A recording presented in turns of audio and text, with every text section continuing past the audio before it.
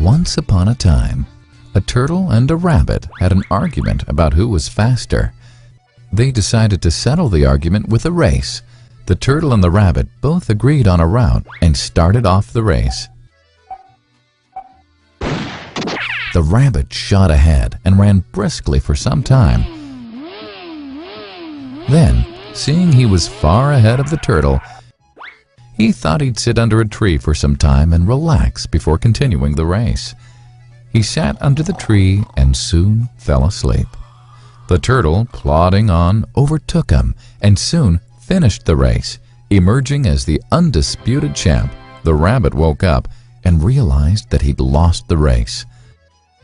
The moral of the story is that slow and steady wins the race. This is the version of the story that we've all grown up with. But our version of the story continues. The rabbit was disappointed at losing the race, and he did some thinking.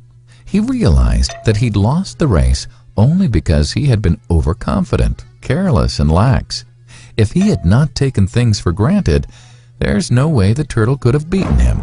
So he challenged the turtle to another race. The turtle agreed.